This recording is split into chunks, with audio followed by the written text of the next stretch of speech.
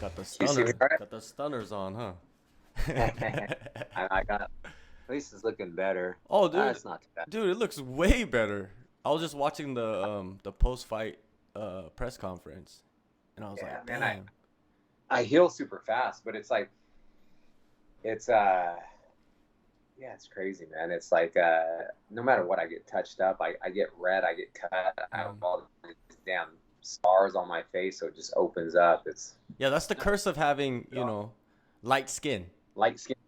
Yeah, it's like right? people are like, oh, that guy looks messed up. I'm like, look at any of my fights. I get hit, my whole face turns red and black and blue, and scar tissue just opens up. So, with your face, I mean, everybody after the fight, they're looking at it. It looks bruised, beat up, cut. Like, is there anything that's going to be long lasting for you? Is there any broken bones or anything like that? As far as that goes, it's yeah, I have a bunch of just scar tissue and cuts that I've had previously, and I just got hit, and that the same cut that I had under my eyelid just kind of opened up, and then yeah, it just got a little bigger, but it wasn't that deep. It was a big long cut, but it wasn't that bad. But man, within in a week, I'll be good to go. You know what I mean? Like all the bruises will be gone, and then I'll take the stitches out like a few days, probably on Monday. So I can have them in there for about 10 days. It's surprising how fast fighters heal. I don't know if it's compared to regular people, but it seems like regular people have, bruising longer than, a fighter does. Or you guys just used to it. Your bodies adapt to it. Do you think that's something? Yeah, no, I think a lot of factors come into play. I think it's with the diet, and then it's also with like the recovery and things like that. And after this fight, I because I had some cuts and some bruises, like I feel great. Like my body actually feels really good, but it doesn't look like it. If you see my face. But I've been right back to doing what I was doing throughout the whole camp. So I'm back on my diet, eating healthy, staying hydrated. I'm taking all my my vitamins and stuff, and then I'm back in the hyperbaric chamber. I think that's going to help a lot because it's so I fought 4.5 days ago, and look at like from what I look like that night till today is like night and day. Even the doctor that I saw today, he was just like, "Man, you fought 2 weeks ago." I was like, "No, I fought 4 days ago." And so he was surprised. He was saying the same thing. He's like, "Man, it's crazy how fast you're healing." And like everybody that I see, they're like, "Man, you're healing so fast." But that's what I do. Like I get marked up, I bruise easy, and then because that light complexion, and then it's like within a week you'll have no idea. Like you'll have no idea I even fought. I won't have a bruise on my face, and the stitches will be out, and yeah, I'll be ready to do it again. Yeah, man, it was all worth it because you jumped to number 4 in the official rankings. Just your thoughts on cracking the or top 5, not even top 10. Yeah, no, I figured, I Calvin was he was ranked number 4, so I figured I'd at least take his spot, and yeah, that's exactly what happened, kind of what I expected.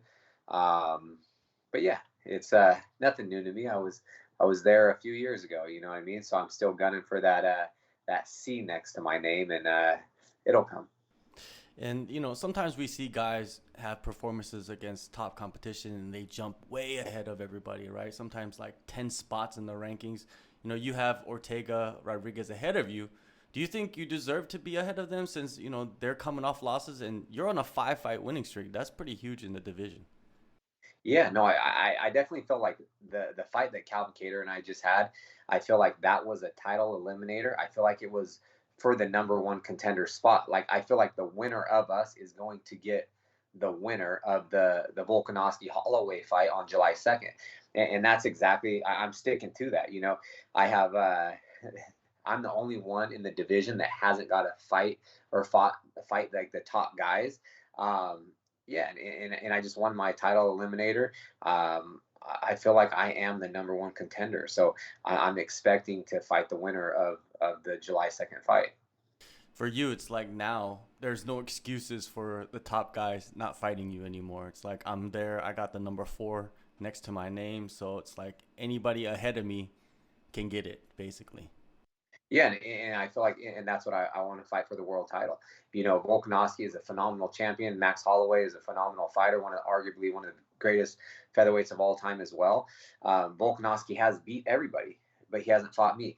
So, you know, I know he's been talking about moving up in weight classes, and he still has a tough fight in Max Holloway coming up in a week and a half. So I'm just kind of sitting back, and I'll actually be in Vegas watching that fight, cage side.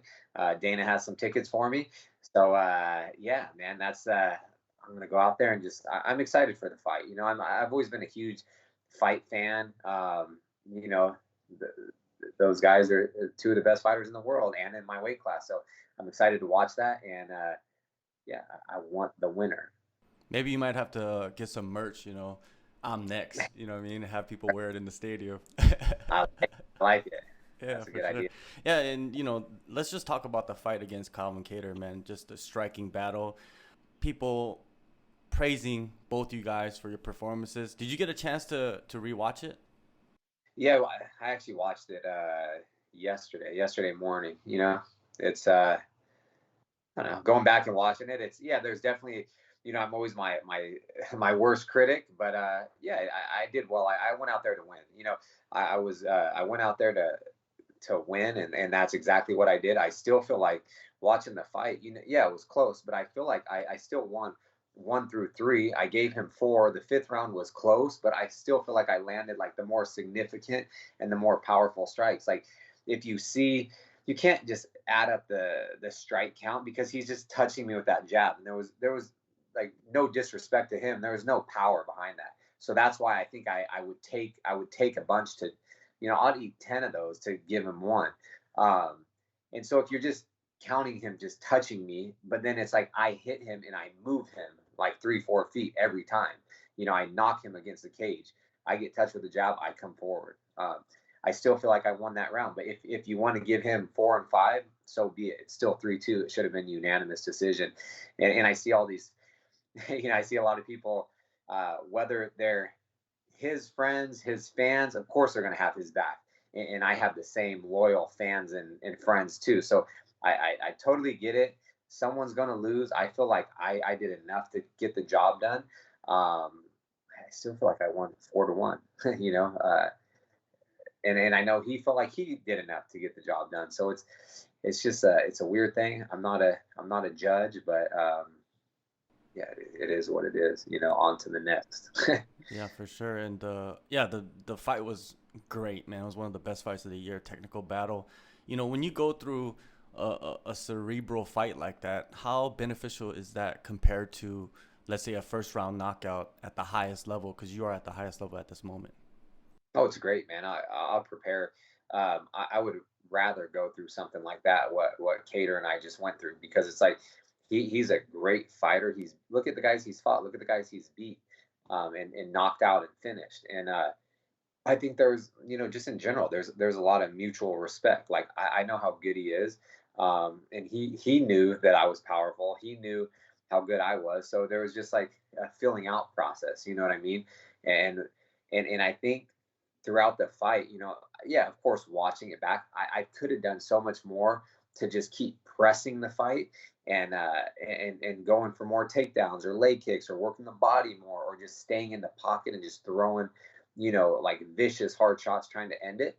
But then I was also I felt like I was doing so well and I was winning the fight. So I was kind of playing it safe just because I felt like I didn't need to throw myself into the fire and take a chance of uh, you know, getting caught with something. And I also there was just no really sense of urgency for me. You know, I felt like I was like, okay, round 1, 2, 3. I thought I was winning all those. And then the fourth round he did really well. And then the fifth round I kind of picked it back up again.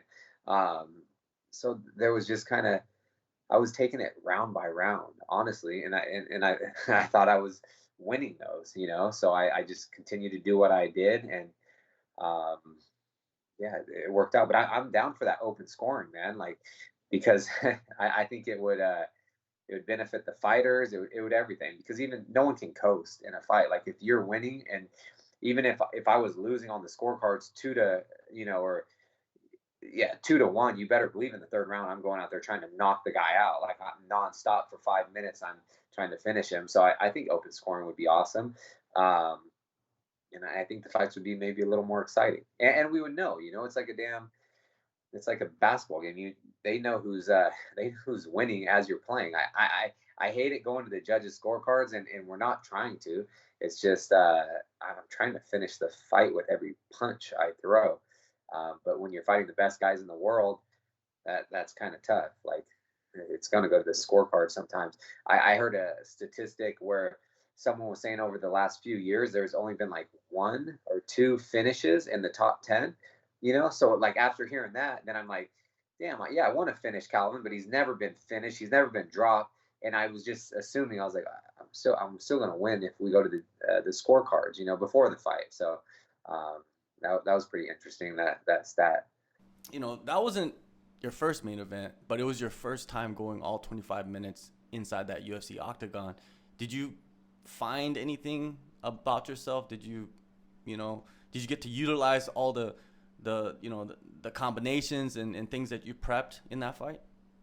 Yeah, there was nothing that surprised me. It's like I'd been training every single fight I've had, even on before I got in the UFC on like the regional scene. I was a lightweight champion. I was fighting 5-round fights, or at least scheduled. I still never won a 25-minute round, but I've always trained for a hard 25 minutes every single fight because I knew it's inevitable before I start getting these main event slots before I fight for the title. So it just felt like another fight, just a few extra rounds. I actually I felt great. Like I'm in phenomenal shape. Like I will never gas. Like say anyone that has a good gas tank, I'll be able to match their gas tank and beat them. So yeah, I knew I wanted gas, and I could have won another 5 rounds at that pace. I literally pushed my body to the brink with my coaches and in my training, like everything I do, just so the fight is easy and it's a slow pace. It's man, it's nothing compared to the training that I go through and put in. So it's that's the best case scenario. When I can go out there and like I'm like shit. Yeah, of course I broke a sweat, but I was not even winded or gassed or even taking a deep breath at any point in the entire 25 minutes. You said you're going to be sitting cage side at UFC 276 for Volkanovski and Holloway. Have you talked to the UFC about your next fight, or where you even sit in, or where you fit in the title picture? No, not yet. My manager just called me right now, so that's who was that. That's why that's why the phone cut off. So yeah, I'll definitely call him back after we get off the phone. But no, other than that, no, I haven't. It's been like 4.5 days since I fought. They just had the fighter meeting. They came out with the rankings, and yeah, I'm kind of fit in exactly where I thought I was going to. I thought I'd just steal his spot. But yeah, we'll see, man. I'm sticking to it. I'm the only one that hasn't got to do this, like fight for the title. I feel like no one deserves anything in life, but I've earned this. Like I've earned this shot, and yeah, man, that's gonna be my next fight. I'm gonna sit back and wait, and until I get that call from Dana or my manager and say, I'm next in line. It seems like from what you said earlier about, you know, focusing on your recovery and your diet and continuing that even after 4 days after your fight, 2 days after your fight, you're ready to get in another camp. If they tell you like, hey, we got the title fight for you in 3 months, you jump in right away, no matter what. 100%. Yeah, I would in a heartbeat, and even though I just went 5 rounds, yeah, like I said, I feel great. I have a black eye, a few black eyes. That'll heal in another week or so. So yeah, I'm definitely man, I'm prepared. I'm ready, and I know Volkanovski fought earlier against Korean Zombie, and then he's going to fight Holloway. Depending on what happens, I'm who knows? Whoever wins, they might want to take a little time off. So I would be down to fight at even if it's the end of the year. I know they always throw a huge show in December. I'm down whether it's the end of December or it's like the first part of 2023, whatever it may be, wherever it is, man, I'll be there. All right, let's jump into Volkanovski Holloway, the third fight. You'll be there cage side. Um, I was talking with Dan Hooker about this fight. He said that leading into the first fight, Volkanovski had uh, somewhat of an advantage because he got to watch Holloway for so many fights and dissect him and study him. The second fight, Holloway had the advantage because he kind of felt what Volkanovski had to offer, so he fought a little bit better. And now in the third fight, Volkanovski has the advantage. Do you kind of see that, as a fighter, like if you're in a certain position, you have an advantage in certain aspects? Yeah, no, I agree, and I feel like both of them they kind of have like an advantage. The first one I felt like Volkanovski won that decisively, 4-1. The second one was close. It could have gone either way. A little controversial, but the champion won. They fought each other for 50 minutes. They continue to get better and better with every fight, and evolve as mixed martial artists. So I'm excited for the fight.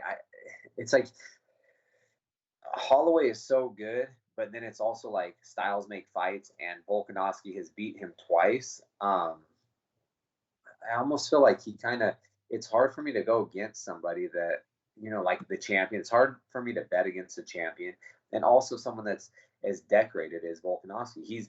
He's undefeated in the UFC. He's on a 20+ fight winning streak, you know, and he continues to get better and better. People don't give him the credit he deserves. Look how he's so damn good. He's beat some of the all-time greats and legends and stuff like that. Like he's good. He doesn't get the credit. He's one of the pound for pound best fighters. You know what I mean? In the UFC as well. So that's why it's like I want that fight. I want the best of the best, and I feel like I'm the best, and I think him and I match up stylistically perfect. And it's just, but we just have to wait and see. I've been wanting this fight forever, and I think it'd be great for the fans, and it would just, yeah, who knows, man. I feel like this is our time, and it's like, man, I'm just right until the wheels fall off, and I'm more prepared now than ever. Let's say Holloway wins the third fight. Does that put a wrench into your plans, or do you feel like they're gonna just skip over Volkanovski and give the next guy the title shot?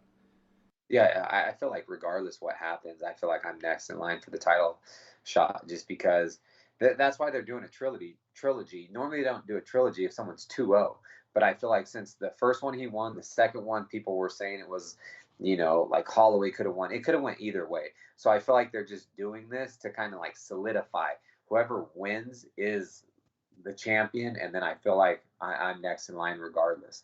Um, but yeah, we we got to wait a few weeks or a week and a half. They spent 50 minutes together inside that cage. Do you feel like this third fight is gonna go, most likely 99% is gonna go all 25 minutes? I believe so. You know what I mean? Like, um, yeah, I feel like it's definitely going to go the distance. I, they both have chins on them. They're both durable. They're both in great shape. You don't see either one of them gassing. They usually pick up the pace in like the championship rounds.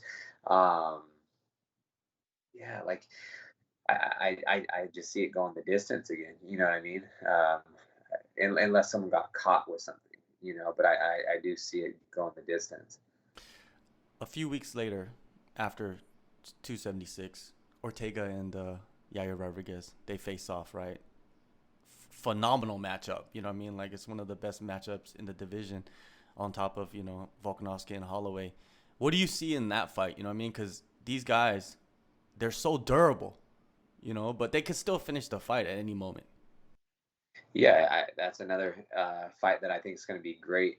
Exciting fight for the fans and everybody. It's like a classic striker versus grappler, but Ortega's striking's got better too. It's got a lot better. I think it was always good, but it's got even better, and his wrestling's getting better. So he's um, man, it's so hard to pick though, like who can win, because I hate picking fights like that, because I could see how they both win. You know what I mean? And Yair he's so good on his feet. He's so like fast and athletic, and he throws like these unorthodox strikes from all different angles, kicks, punches, elbows, knees, whatever it is. But then Ortega is like he's a big, powerful featherweight as well. With if he gets his hands on him, and he can jump guard or pull guard, or go for that guillotine. We've seen several times, or maybe he cracks him, and then if Yair shoots in, then it's like back into his world. So it's a intriguing matchup, and yeah, I don't know how it's gonna go. If you could give like a percentage of who's most likely to finish that fight, who would you give it to? I would just have to go with like who has the more finishes in general. It's probably Ortega. Like for a while he was finishing everybody. Like his finish rate was like through the roof, like from a percentage standpoint. So I'd lean towards him if it was going to go. If we were going to base it just off of finishes, I would definitely lean towards Ortega. Will you be cage side for that fight? Because that would be awesome. Just to be at cage side for every featherweight contender fight and just be like, I'm next. I'm next.